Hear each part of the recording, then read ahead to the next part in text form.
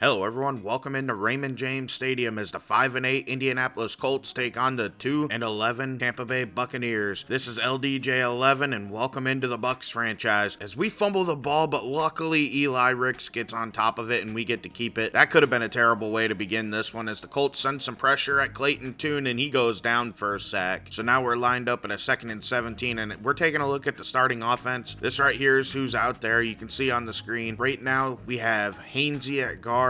We moved him over from center. Earl Bostic Jr. at left tackle, and at right tackle we have Andrew Wiley. This is all due to injury at the tackle and guard position. So it's 3rd and 18 now, and Clayton Tune's feeling the pressure, and Heath got that one just barely out of his hands before DeForest Buckner took him down. So we end up punting back to the Colts as Tyler Huntley comes on the field. He has 10 touchdowns and 4 interceptions. He was not their starter all season. Sam Darnold initially started for him, but he was not doing well, so they benched him for Tyler Huntley as he takes off for 17 yards there under center with Kareem Hunt in the backfield behind him. He throws that one, and Carlton Davis should have had that interception, but unluckily for us, we dropped it. And then on 2nd down, he finds his man wide open. He's going to go past midfield and down to the 32-yard line there. Huntley looking to pass this one, and he goes down the middle of the field, and that's Mike Gesicki all the way down to about the 14-yard line. So they go to Kareem Hunt to follow that up, and he has a big crease up the middle. That one's going to go for 7 more yards. It's been pretty much Colts do whatever they want with the ball so far as Kareem Hunt goes in for 6 untouched. That's a big touchdown for the Colts. You'll notice they do not have Jonathan Taylor, and that's because he was traded away following their offseason spending spree and drafting of Bijan Robinson. As we look at this playoff picture, the Eagles, Bears, Falcons, and Rams all lead the division, while the Seahawks, Niners, and Cowboys are your wild cards currently. The Lions and Packers are both on the outside looking in with the same record as all the wild card teams, so they have a good shot at getting in. As right there, we just threw an interception and the Colts are going to take over, already up 7-0 in this game. That was another big mistake by Clayton Tune, and one that he just can't seem to avoid at all. Colts have 2nd and 11, and Tyler Huntley's under center throwing that, and Carlton Davis picks that one off, so we get lucky. We don't end up losing any points and falling further behind with that big interception by Clayton Tune as Deontay Foreman gets a carry up the middle for 7 yards on that play. 2nd and 3 now, under center's Tune going this time Rashad White, who ends up losing 1 on the play, and then a big loss for the Buccaneers is Ryan Jensen going down. So now we're really at trouble on our O-line as Tune gets hit just as he releases that one. It ends up being 4th down. We couldn't do anything with it, so the Colts end up getting the ball back right around midfield as Huntley finds Gesicki down to the 41-yard line, giving him another 1st down as Kareem Hunt gets this carry, and he gets stuffed by Antoine Winfield Jr., bringing up a 2nd and 13 for Huntley, and he's looking to pass this as he's standing in the pocket. He ends up tucking and running this to the left. He slides down just before the sticks, bringing up a 3rd and 3 that Huntley will pass and find Michael Pittman, who ends up dropping that. So they are forced to settle for a 51-yard field goal that goes wide right. No good. Buccaneers are going to take back over. Thankfully for us, he just barely missed this one to the right. It might have even been a little short as you look at the replay. It definitely looks like it fades to the right and is just under the crossbar, so it would have been no good anyway. As the Buccaneers take over and Keyshawn Vaughn gets to carry out to the 40-yard line, which actually ends up being a loss of 1. As we look at the injuries for this game, you can see we have a lot of players out. It's okay. I'm not that worried about it. At this point in time, it's almost better if we just get good draft position as Yannick Ngakoue ends up hurt for the Colts. Tune looking to pass this on 3rd and 7, and he threw a pick right down the middle of the field. He released it as he got hit. However, they're going to call pass interference on the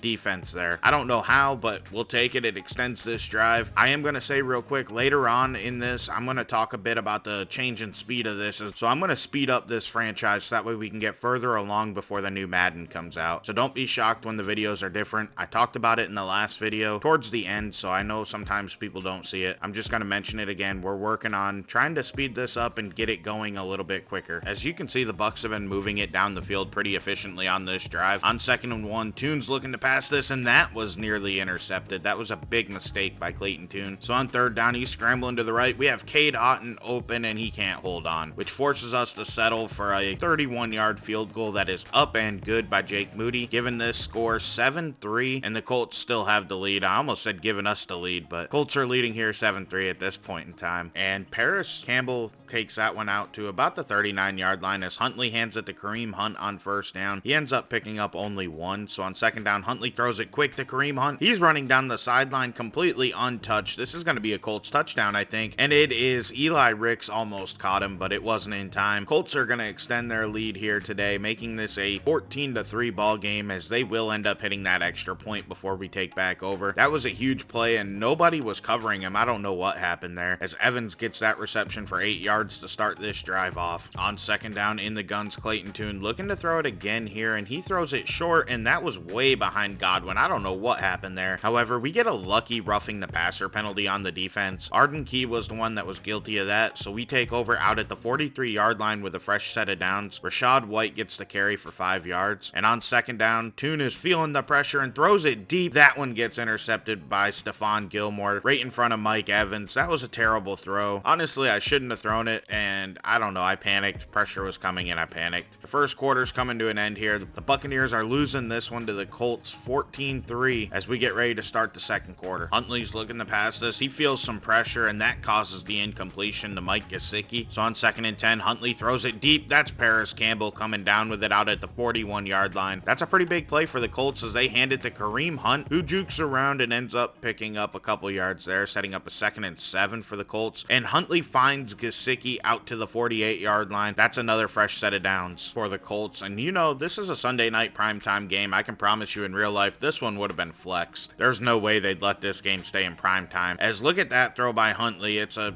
decent little underneath throw to Paris Campbell, setting up a 2nd and 8. On second down, though, Huntley again checks it down underneath. This is his MO, and it's worked for him and other quarterbacks in the past, but this is why I think he's a better backup than starter, as Gesicki gets that catch and takes it down to the 18-yard line, setting up a 1st and 10. Huntley throws it quick, and that was a great catch by Michael Pittman, and he's in for 6. What a big play. He made that catch on the slant and immediately cut it upfield and got into the end zone. 21-3 is your score. This is starting to look a little bit like a blowout. Let's see if the Bucs can keep this one under control as the second quarter's going, and we hand it Deontay Foreman, and he only ends up picking up a couple, setting up a 3rd and 2. That Tune is standing in the pocket and throwing it, and he is off. Mike Evans was open on that one, and you'll notice the game audio returned. I had a mistake earlier as we go for a fake on 4th down. However, Cam Brate gets hit before he could release it. That's going to set the Colts up with excellent field position. It was kind of a dumb decision looking back, but I was just frustrated and could tell this game was heading towards a blowout. So I thought if maybe I could change the momentum, it would help us out. And, you know, it didn't work. So if anything, I made it worse, but that's okay. Our primary goal is getting the #1 overall pick at this point as they hand it to Kareem Hunt on 3rd down, and he will fight ahead and get that 1st down. That was a big play by him, and he gets the carry on the next play and somehow breaks Vita Vea's tackle. I don't see that happening in real life, as Hunt gets another carry, and that one he's stuffed. So on 3rd and 5, Huntley is forced to pass this, and he rolls around and finds Gesicki open. What a play, and another 1st down for the Colts down to the 7-yard line. Huntley's going to hand it to Kareem Hunt on the next play, and he goes in for 6. Colts extend their lead up to 28-7. They will end up getting this extra point. This game's starting to look a little bit like a blowout. We need to get some points on this drive if we don't want it to become one, as Clayton Tune misfires to Cade Otton. On second down, though, he finds a wide open Mike Evans. He gets out to the 39-40-yard line, so that's a good play. So then we go on to the ground to A.J. Dillon, and he gets hit. That's an 8-yard carry. That's pretty solid right there. A.J. Dillon remains in the game and gets the carry on the next play, but DeForest Buckner says, no way, you're not getting this 1st down. So on 3rd down, we go to A.J. Dillon, and again, we could not get the 1st down, so we decide we're going to go for it. This season's over for us anyway. We almost have the #1 overall pick locked up, and we do get that 4th down conversion. And then on the next play, we go to Cade Otton, who's going to pick up probably 2 or 3 yards. That's a solid play. We'll take it. It's at least some yardage gained. And then we go down the field to Mike Evans. He catches that, and he brings it all the way down to the 21-yard line. We're moving on this drive, so it looks pretty promising, and then we almost threw a pick. Luckily, the corner didn't pick that one off. Tune's back to pass on 2nd and 10, and he's going to throw it over there, and he finds Isaiah Zuber, who's going to get us a 1st and goal at the 7-yard line. And then Tune's going to go to the end zone, and that got swatted down in front of Chris Godwin. We end up settling to kick a field goal with this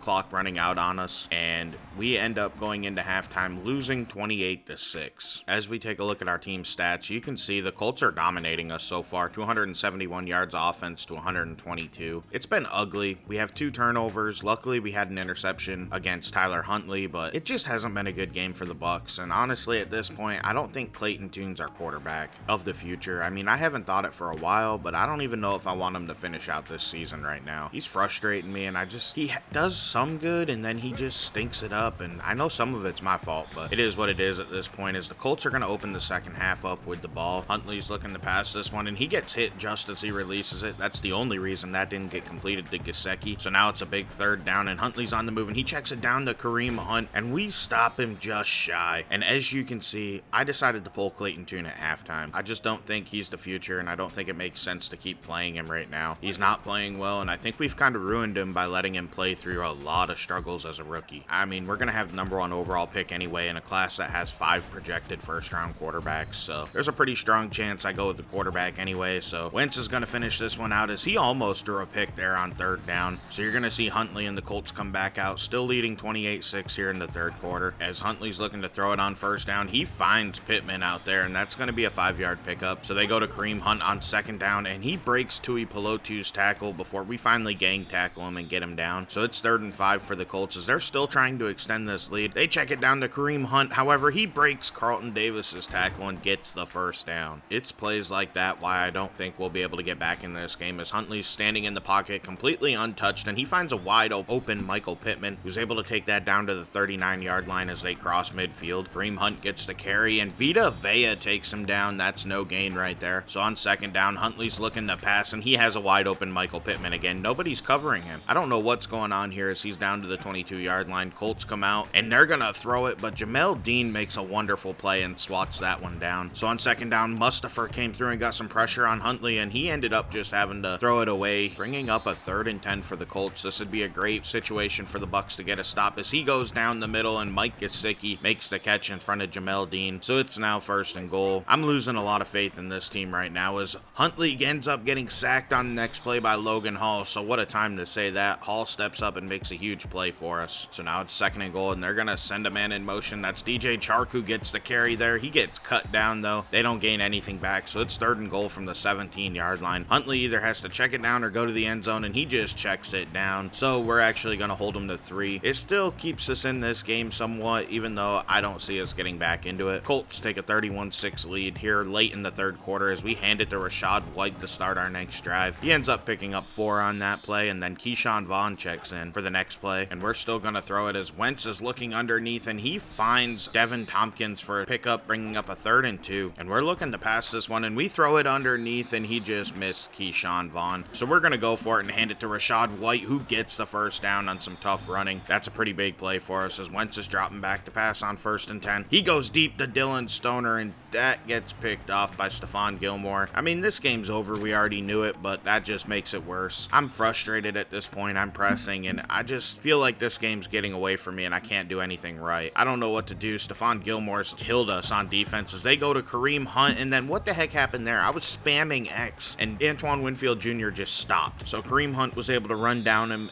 by him, and get down to the 2-yard line. At this point, I was just so frustrated that, man, I was done. So you're going to see that this game gets sped up here at the end just to get it over with. I'm not taking my beat down too well at this point. My frustration level is pretty high in this one. It just frustrates me, man. It just doesn't seem right. But at the end of the day, it's up to me to play better. So the third quarter came to an end. We were losing 31-6. And then, like I said, this game gets sped up. It becomes highlights, basically. I'm just over it. I have nothing else to say or do with this game. I just want it over with. So I end up throwing a pick after they kick a field goal, and you can see going down the sideline, that's Kenny Moore, and he's going to take that back to about the 10-yard line. And then on the very next play, they're going to go to Kareem Hunt as they send a man in motion here. And then Hunt takes this carry up the middle, and he breaks Logan Hall's tackle, and then he throws off Antoine Winfield Jr. The stupid tackle battle animation there. I just want him down, dude. I don't like that right there. I think it's cheesy. As we bench Carson Wentz after that, and we go to Kyle Trask. Really, Wentz's 2 picks weren't too much his fault. I was just pressing. However, I figured Trask is younger. Let's see what he can do with some playing time. So I bring him in, and I show this drive off. As you can see, he's been misfiring left and right. So on 4th down, we're going to have to throw it to even stay in this, and then we throw a dot to the sideline. That was Devin Tompkins coming down with that. What a great play by him. So on the next play, we're looking to pass it with Trask again, and we go right back to Devin Tompkins, who makes another tough catch. He's down to the 48-yard line, setting up a 2nd and 1 as Trask is standing in the pocket, and I accidentally pump faked. I meant to throw it. So DeForest Buckner gets the sack. So on 3rd down and 11, they send more pressure, and he goes down again. We couldn't get away from Quiddy pay on that one. So on 4th and 20, this right here is basically it for us, as Trask ends up throwing that one out of bounds. That's it for the highlights in this one. It ends up being a 44-6 final. This game comes to an end. This was a slaughter at the end. Like I said, I just wanted to get through it by the end of this game. I'd also already made up my mind after playing this one that it was time to speed this series up a little bit, so that's what you're going to see in the future. I mentioned it in the previous episode. I talked about it a little bit earlier, but the next episode will bring us all the way to the end of the season. I'm not going to hold back. I'm going to play every game though, so you don't need to worry about that. I'm still controlling the team, so I can still screw the team up. At the end of the day, you don't need to see every game to get the gist of how a season goes. I've learned that from my time watching YouTube, and like, I think Mr. Hurricane does a great job on his channel, especially his second one is LP, where he does the sim franchises. I think he does a great job of proving that you don't need to show every game. However, I feel like since this is my main franchise, I should play every game, so that's what I'm gonna do. And we're gonna get through this a little bit quicker and hopefully move on to the next season and maybe get a little better when we pick a quarterback at number 1 overall. We don't have a choice because we don't have a quarterback on the roster, so maybe we can develop this team and get a little bit better for next season. Eli Ricks is one of those players I'd like to see improve, and we go ahead and upgrade his man-to-man coverage, and he gets 2 attributes. He gets +3 man coverage and +1 tackle. Next week we take on Green Bay. Following week will be Minnesota, and then I'm gonna show week 18 against the Bears. Really have thought about maybe doing Minnesota or Green Bay, but I think just playing the last game of the season and getting there will be important. We'll show off the final week and we'll play some players that maybe we wouldn't normally play. But this is LDJ11. Thank you for watching. Please like and subscribe.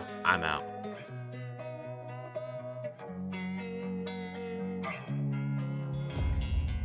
And sometimes you just gotta believe there's something that'll give you relief. There's something that'll have what you need, what you need.